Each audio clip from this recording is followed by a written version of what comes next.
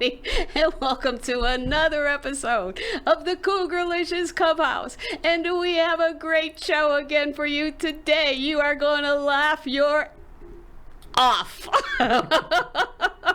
We have two fabulous comedians here from Las Vegas. But before we get started, I want to thank a very special friend of mine. As you can see here, I got these great glasses, and they were a gift from a very special fellow. His name is Richard, from the Desert Valley Gallery in Tivoli Village. And I stopped in there, and they were telling me that they have artwork that is designed to empower women. And I said, isn't that great? Because that's exactly what this show is designed to do. It's designed to celebrate and empower women. And I was so excited. I told him all about the show, and I want him to be on the show, or I want some of his artists to be on the show. And we got so excited. And he was so wonderful. He gave me these glasses as a gift, these little reading glasses. Aren't they great? Thank you so much, Richard. And I wanted to give him a shout out for it. So in some future shows, we're going to see him and some of his artists and some of his great ladies that are at the gallery there. So remember, it's the Desert Art Gallery in Tivoli Village. Be sure to stop in. You're going to see some wonderful things. Also, I want to take a moment to thank our terrific sponsors. As you know now, is Linder Health Skincare. That's right. It's health care for your skin, ladies. I love it. I have been using it for years. And if you go to linderhealthskincare.com/Donna, and if you order any products using that link, you'll get a special gift with your order. It's just like you're telling Linder Health that Donna sent you, and you'll get that special gift. So be sure you go ahead and do that. And thank you, Linder Health Skincare. I love you lots. So we have, as I said, we have two fabulous comedians to talk to today. They're going to bring you so much laughter and so much joy and so much happiness. We have Miss Dee Happiness, that we have seen all around town. She is just so joyful, and we're going to be sharing some wonderful stories with her. And we have the very funny man, Mr. Andrew Gleason, who's got a really incredible story of his comedic storylines and how he got to be a comic here in Las Vegas as well. So to get started, we're going to start again, and we're going to welcome Miss Dee Happiness. Hello. So wonderful to have you here. Thank you for having me. Oh my goodness, it's fantastic. Look at this. You look so, I mean, you're already sparkling and bubbly and just so cheerful. I mean, you've got to tell us what is inspiring you today. Well, I always say, I know this is childish. You know, I'm grown, but I'm still a child at heart. So as we all should be. I just love it. You should never lose that wonderment. Oh, thank you. You should never lose it. I don't believe that. I mean, you should always have that childlike inspiration all the time, right? Mm-hmm. So it's an orange day today? It's an orange day. That's fantastic. Thank you. That's fantastic. And your earrings have the beautiful rainbows, and it's just gorgeous. It's gorgeous. Thank you. Well, the earrings it makes it inviting for when people see me. When I get off the stage, they're not like, oh, she's gonna be mean, she's gonna attack me, and they see the earring like, oh no, she's one of us. Yes, so, and your nails. Oh yeah, I don't know, I just had orange. I don't know, it's the orange vibe. It's like an orange marmalade day. Yeah, it's like the marmalade skies. It's like the Beatles, when they talked about that with the marmalade skies. Okay. I don't know if you remember that, I but don't. no, I think you're a little younger than I am. So just Miss a little. Dee, just a little bit. Just a little. I'm right there, but just a little. Lucy in the Sky, I think it is. The marmalade skies. That's what he talks about. The Tangerine Dreams. Tangerine Dreams. Oh, whoa. Okay. So, there you go. I was saving that for So tell us a little bit about your journey. I know that you said that you're from originally Oakland. Is that Oakland, right? California, Mhm. yes. And you came to Las Vegas? I came to Las Vegas when I was 27. I just had a birthday last month. I've been here for 28 years. No. Yes. So No. do the math. Yes, I am. That crispy 55. 55. Two nickels. Oh, that is a beautiful age. Yes, That it is is. my Cougarlicious salute to you, my Thank dear. you, thank 55 is an excellent It's a age great to be a age. cougar. Absolutely. Very Cougarlicious. Yes. And so what inspired you to come to Las Vegas? Well, I just wanted a change, and I wanted more, and I wasn't going to do it there. It's nothing about Oakland. It's just the people I hung with. No one had direction. We were all young, but I knew I wanted more, and so I took off and packed my car and filled it up with some gas, and me and my dog got here. Now, had you been to Vegas before? I did. I came here. I used to have a friend, and we used to party a lot. And then my party means clubbing. Okay, because when I got here, I said, let's go party. A whole line of stuff came out. I was like, what happened? What's going on? No, I wanted to go shake my booty. Okay. And so what was clubbing like? I mean, I remember, coming to Las Vegas back in the 70s, okay, because I am a little smidgen older than you are. And I remember when the Strip was just the Strip, and you had the Sands, and you had the Flamingo, and you had the Aladdin, and there was, long distance between these hotels. And you actually had to take a cab in between, to actually get to these. And, you had stage shows and cocktail. So over the years it had changed a little bit. So what was clubbing like for you? Were there more disco-y night clubbing type of things? Yes, there was a lot of hip hop underground clubs. It was a lot, and I was into R&B, and maybe Snoop Dogg was out, and maybe a Tupac was in, and Biggie before all of them, some of them died. So it was that era, and it was nightclubs. It wasn't like Studio 54. No, nothing like that. But it was like hip hop clubs, and then I got older and said I don't want to do that anymore. And was there a significant difference also in the expense factor? I mean, were with the room rates and with the food? I mean, I could remember coming to Las Vegas and you could get breakfast for $2.50, that kind of thing. Was it like that? yeah, it was very reasonable. Yeah. Very reasonable. Yeah. I mean, you can get into a nightclub for $20. Right. You can eat breakfast for $1.99. Right. Yeah. So it was still in that level of entertainment where you can go, you can have a great time, and it was very affordable. Yes. So pack up your bags. You're going to Vegas. Right. Yeah, that seemed to be a very reasonable transition. Yeah. Well, it was two places, either Atlanta or Vegas. And being from Oakland. Yeah, and I'd never been to Atlanta. Still haven't. But my grandmother was on her deathbed, and I had to make sure I can get back to her as quick as possible. So I called the airline. I said, "How much from Atlanta?" And they said $800. I was like, "Woo, that's a lot to swallow." And I said, "How much from Las Vegas?"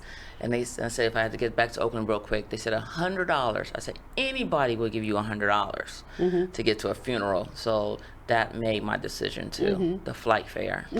So, I mean, just really how courageous of you to do that too. So you came here on your own. And again, salute to you. Well, thank you, yes, thank you, absolutely. thank you. Because I mean, to really step here on your own, and this is again, these are the types of things that women do, to assert their independence and to assert their strength.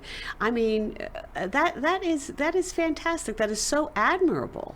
Thank you. Absolutely, with your dog. With my dog. With your dog too. Yeah. And what was your dog's name? His name was Tango. Tango. Yes. Oh, Yes. Miss D and Tango. Oh my goodness. And so you came to town. Yes. And did you know anybody here? Only knew one person. Yes. And how did the town receive you? I mean, they received me very well. I mean, I got a job. I mean, and I just planted roots. Yes.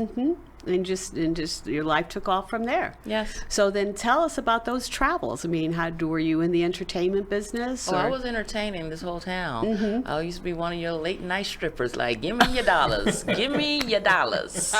So you were in entertainment. I was entertaining, all right. Oh, goodness. I was always. That's why I'm not scared of that stage. I'm like, what? I got my clothes on? Oh yeah, let's do this.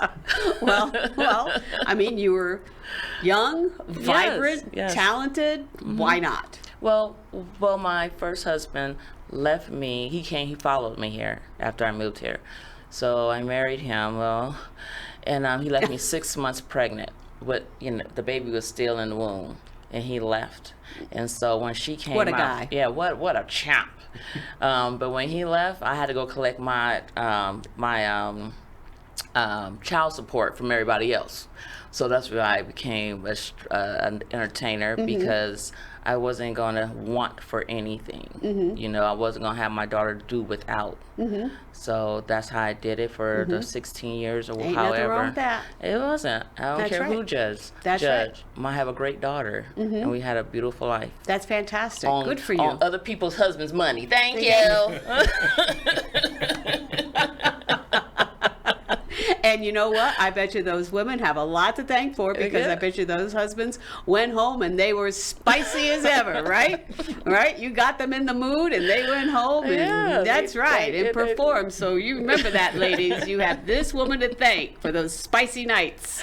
yes, for sure. And so you were on stage, you were entertaining, you were making great money, and like I said, I mean, Las Vegas, come on. I mean, it's the entertainment capital. It was like it's not like you were in some, small town, I mean, we'll talk about small towns in a bit, but I mean, that's fantastic. And you raised a daughter. I think that is so commendable. Thank you. My hat's off to you. Thank you. Absolutely. And she does these lashes now. They're gorgeous. Thank you. They're She's gorgeous. an esthetician. Lash me out. I gotta give her a plug. Lash me out, Divine. Lash me out. Lash me out. Well, I'll have to have her on the show sometime. Yeah, Absolutely. She's adorable. Absolutely. So how did you then venture into comedy? So go speed it up. I left my first husband, and then I found my second husband. During the pandemic, he was a central worker. So he got to go out, and I sat at home, but I was always like cracking jokes or whatever. So I said, I want to be a comedian. And then he's like, go for it. And I was like, what? And then I was like, no, you playing. But he came home one day, he was sitting on that couch holding on his goodies and drinking some water. I said, I'm not going to be a ball player. I'm not going to be a ball watcher the rest of my life. I'm going to go be a comedian. Good. Good for you. Well, and again, you have such a very interesting perspective of life. I mean, you have been able to observe life, and that's one of the things that you've always said, is that you've been able to take a look at life from a perspective that not many women have had the opportunity to do. You have seen the world from a different lens. And when you do that, it gives you an opportunity to create assessments that, not a whole lot of people can make. I mean, like what you're saying, as far as, you've made your money from other women's husbands, right?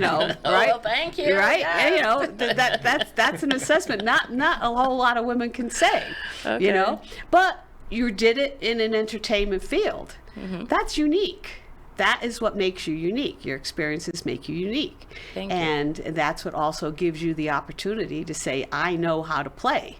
I know how to see the world in a childlike way, because you've had to engage in that fashion. So I think that's fantastic. Okay. I think I applaud you. I Thank applaud you. I applaud you. appreciate it. Yes, Applaud me too, absolutely. then. Thank Yes. you. And it takes a lot. It takes a lot of courage, and just to basically step up and be who you are, and to be independent. And I always applaud that in any woman, that has that stamina to do that. Absolutely. And now we have our eye candy right here. We have Mr. Andrew Gleason. Hello there. Yes. It's been a while since I've been called eye candy. Yeah. Well, here he is in his full wrapper right here. When you get this big, it's really more of a jawbreaker these days. But And Andrew, you've got quite a journey. Oh. You've come from the East Coast and East tell us a Coast, little bit about what Midwest. you're. Ironically enough, spent some time in Atlanta as well. Oh yeah, no. So I've moved around all over this country like an army brat without any military service in the family whatsoever. Just stolen valor haircut. We go from there. No, I was born in New Jersey. Grew up in New York. I was there. We were. My family's mostly from Queens originally, but we lived in a small town called Warwick, New York, and we were just just a small little whatever town. Lived there till I was about 8 or 9 years old, and my dad got a new job in Connecticut. And the first question I asked was, "Is Connecticut a state?" Because I never heard that that word at all in my my younger years. So lived in Connecticut until graduated high school, and then after that, college in New Hampshire, and then that's when a lot of just. And that's where Andrew and I have a lot in common because I'm also from Connecticut originally. Okay. Yes, we share that same small but state. we also have a few years difference. So, and what part of Connecticut? Where? I was Central Connecticut, a Central. town called Southington. Southington, Connecticut. Where, yes. ironically enough, I've told you this before, one of my best friends growing up, his last name is DeJoy Is as well. DeJoy, yeah. Only it was the DEGIOIA. So that's, I was like, there's some relation there somewhere, but we'll figure that out another time. But yeah, no, so I was doing like musical theater and stuff like that when I was growing up. I always had just an absolute love for stand-up comedy, especially. Grew up watching like old Robin Williams, Richard Pryor, Carlin. I mean, my parents were very progressive. They met in like a drama class together, while my mom was married. Wink. And I come from that kind of stock. No. Yeah, but you also have a little secret life as well before you got into comedy. So before comedy and after theater, I was also a professional wrestler. Yes, and I think, Rick, do we have a little shot of Andrew? There he is. He was a professional A younger, wrestler. thinner, more in shape version of me. Okay. Although that picture is literally the first sign I realized I was starting to lose my hair. That was the eye-opener, ironically enough. And you were known as the what? I was the dog of war, Drew Monteleone. Drew Monteleone. So my Italian half of my family, they are the Monteleones. They're from Naples. There's a few of them still scattered around New Jersey and New York and all that. And the Dog of War was just a nickname I got from my friends because I had a really short temper back in the day. So just like, the Dog of War's off the chain, blah, blah, blah, blah, blah. And just we'd go from there. So that was a lot of fun, though. It was a kid-friendly promotion, so it wasn't like no swearing, no blood or anything like that. Like, I don't look like a big menacing badass, so I didn't pretend to be. I was. Well, I don't know in that picture. Oh no, I was a comedy bad guy. I would look at 5-year-old in the face and be like, "You stink," and then scream like a girl when my opponent would go to hit me. So like, if the kids were chanting chicken and stuff like that at me, I knew I did my job well. Oh, okay, all right. So you found a little bit of humor even in that. Yeah, even I made it a point to make sure, like everything. Just I always try to find fun, silliness. The opposition. Yeah. I always say like I don't want to live in a world where silly doesn't have a fighting chance. So that's always been just kind of my credo. And again, kind of like the childlike concept, of play and delivery, as opposed to just the hard rock seriousness. Oh, stuff absolutely. Of it I mean, all. I'm going to be 41 in a few months, and I don't say I'm a man-child. I'm just a man-sized child, A pretty man-sized much. That's the best way I can describe it. Even with a mortgage, just still just a big man-sized kid. child, yes. Yeah, I've got a room full of toys my parents wish belonged to a grandkid. So I love that. I love it. So, and you went to college as well. yeah, from what so I understand. I went to school for broadcasting. I went to University of New Hampshire in Manchester, New Hampshire. There, got my degree. It's a 14-word title here: business science in the field of radio and television production and broadcasting. I wanted to be a radio guy, like Howard Stern, all of them. That was my, that was like, I'm going to be that guy. So aren't I lucky who not only the dog of war, but somebody who's also in broadcasting. Also a guy with a sweet baritone voice. Ooh. But, so unfortunately for that, once I graduated college, it was probably around like 2010 or so. Radio was starting to kind of die out a little bit. And it just was like, all right, well, I don't know what I'm going to do with this degree. flash forward 7 years later, I finally get a job in broadcasting. I'm working in the news in Connecticut for this company. They owned the top 25 stations for local Fox and CW affiliates, and I was doing closed captioning for the hearing impaired. So it was the early days of speech recognition software. So you can imagine my disappointment growing up, losing my accent. I used to have an accent, and now I just sound like I'm from nowhere. I did all this training to be really good at speaking on air, and I get my first on-air job, and my audience is deaf. So it's just, oh my God. It's just that fun little irony of life. It's like you almost had it right there. But yeah, no, I did that for about 4 years, and it was something. There was really absolutely no social life. I was working 3 in the afternoon to 3 in the morning in Connecticut. So yeah, we all know how that goes. Yeah, I mean, you've never been to Connecticut. Okay, well, like I said, your nightlife is McDonald's or Taco Bell. I lie. I have been to Connecticut on the Monopoly game. It's the most expensive place to buy. Good old Connecticut Avenue. Very expensive. Yes, it is very expensive. Yes, but we love Connecticut. We really do. It's a great place, and I love you, Connecticut. I love all my peeps in Connecticut. But it's a great place if you like to watch paint dry. That's the way I like to. It's a great place to visit. Not the best place to stay. Yeah. Well. Yeah. It depends. It depends on what it is that you like. Yeah. If you love the nightlife, not so much. But New York is right next door. Yeah, it's so a short if you train do want to right away. go to New York, it's just great. And so that's what you that's kind of what you do. You kind of like hop that train and get over there. So it's good. It's good. I mean, it's a beautiful place. Beautiful place, beautiful people. Love you. It's exo. But no, so after... Then you decided to come to Las Vegas. So what brought you to Vegas? And how long ago was that? So Vegas, I moved here. It'll be 9 years this November. Always had a soft spot for this. When I was... So this will be almost 20... Ironically, almost 20 years now. My God. Almost 20 years since the first time I came out here. My sister fell in love with Vegas. She moved out here 6 months later. So then for about basically a full calendar year... I was out here every 3 months just coming and having fun, having a free place to stay. And so I always had a soft spot for Vegas. And then when she moved back, just hadn't come back here for a while. And then her and her husband decided to, what, the hell with it. We're going to move back out to Vegas. They were running their own company, making T-shirts, decals, and things like that. So, they could do this move and do that job anywhere they wanted. Sure. So I was just burnt out from the news, burnt out from not having a social life. And I was just like, well, you know what? At that point, I'm in my early 30s. I'm young enough to do something stupid like sell half my stuff and move across the country, but old enough to kind of have a better grasp at it. So moved out here, ended up in a studio apartment, smack dab downtown, like right next to the El Cortez parking garage there. Like right there. I had a homeless woman walk in my front door within like 3 weeks of living there and all that. Like, luckily the dog got her before I did. And now that's Vegas. That is Vegas. That is Vegas life. When you have to shoo away a homeless woman, you've made it. But yeah, so I did that, and then I was just working random jobs. Worked in restaurants. I worked in the cannabis industry for a while. I work in medical now. And so it was one of those things where I was like, I still wanted to perform because at that point I wasn't doing wrestling anymore. I was just older, fatter, broken, and all that. I just didn't want to keep hurting myself. It does hurt, ladies and gentlemen. It does hurt. Yes, it's not all fake. It's not all fake. So I wanted to figure out a way to perform. So I had too much respect for stand-up to be bad at it.